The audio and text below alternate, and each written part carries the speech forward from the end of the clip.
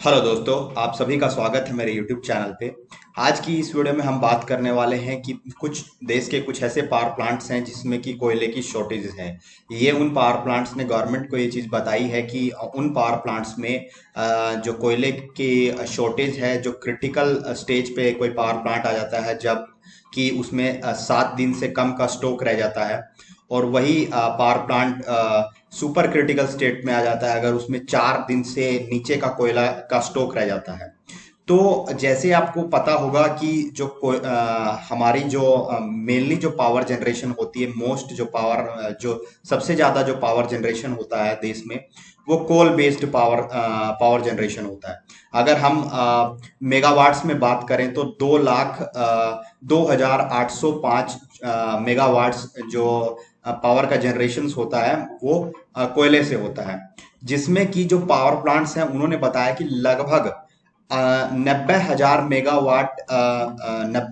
Megawatt के जो power plants हैं वो ऐसे हैं जिसमें कि कोयले का जो स्टॉक है वो 8 दिन से कम का बचा हुआ है। तो 8 दिन से कम का बचा हुआ है तो मतलब ये क्रिटिकल स्टेज है जिससे कि जिसको कि बहुत जल्दी ठीक करना बहुत जरूरी होता है। तो इसके क्या रीजंस हैं, क्यों ऐसा हो रहा है? तो इसके कुछ रीजंस हैं। जैसे आपको पता होगा कि पेंडेमिक आया जिसके कारण जो डिस्कॉम्स हैं यानी कि डिस्ट्रीब्यूशन कंपनीज हैं वो लॉस में चली गई। वो पावर जनरेशन कंपनीज को ड्यूज जो उनके ड्यूज हैं वो क्लियर नहीं कर पा रही थी, क्योंकि जो इलेक्ट्रिसिटी है उसकी जो सप्लाई थी या उसकी जो डिमांड थी, जो इलेक्ट्रिसिटी की जो डिमांड थी वो घट गई थी, जिसके कारण डिस्कॉम्स जो कि पहले से ये लॉस में है वो और फर्दर लॉस में चली गई।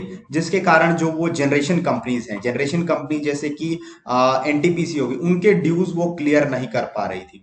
और अगर जनरेशन कंपनीज के ड्यूज क्लियर नहीं होंगी तो वो जाहिर सी बात जहां से अपना फ्यूल मंगवाती हैं, यानी फ्यूल मतलब कि कोयले की जो सप्लाई लेती हैं, वो उनके ड्यूज क्लियर नहीं कर पाएंगे। और उनके ड्यूज क्लियर नहीं होंगे यानी कि जैसे कोल इंडिया है, अगर उसके ड्यूज क्लियर नहीं होंगे तो क्या होगा कि वो फर्दर सप्लाई नहीं देंगे। तो कोल इंडिया का कहना है कि उसके बहुत सारे ड्यूज हैं जो कि जनरेशन कंपनीज पे बकाया है, जिसके कारण उन्होंने उन पावर प्लांट्स को जो कोयले की सप्लाई है उसको रेगुलेट कर दिया है। और वो मतलब एक तरीके से चाह रहे हैं कि पहले हमारे ड्यूज क्लियर हों तब हम कोयले की सप्लाई उनको दें।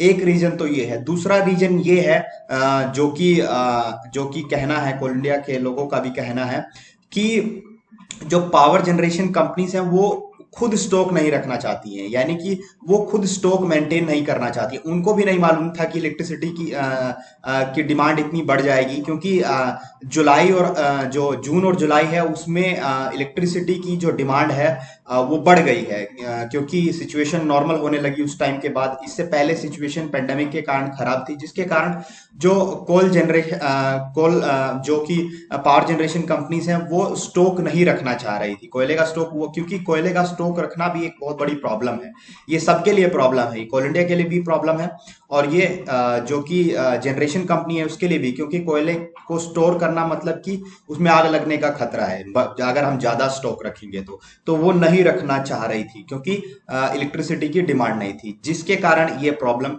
क्रिएट हुई है।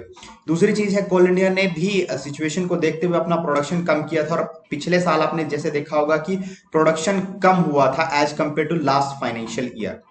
और जो तीसरा बड़ा रीजन जो कोल इंडिया ने बताया कि जो इसकी जो एसईसीएल सब्सिडरी है, यानी साउथ ईस्टर्न जो कि छत्तीसगढ़ में है, वो सब्सिडरीज में इस साल जो मॉनसून सीजन है वो बहुत खराब रहा है, जिसके कारण कोयले का प्रोडक्शन और इवैक्यूएशन नहीं हो पाया अच्छे से, जिसके कारण भी ये सिचुएशन ऐसी बन रही है। लेकिन सभी पार्टीज, सभी स्टेक होल्डर्स एक दूसरे से बातचीत में हैं और सिचुएशन जल्दी ही नॉर्मलाइज हो जाएगी, जो कि बहुत जरूरी भी है, क्योंकि कोयले की शॉर्टेज होगी, power generation company electricity generate नहीं कर पाएंगी तो देश में इलेक्ट्रिसिटी पावर कट का खतरा है, जो कि एक गंभीर विषय है। तो यही था इस वीडियो में। इसके अलावा अगर आपको कुछ और जानना है तो आप कमेंट बॉक्स में जान सकते हैं। Thank you.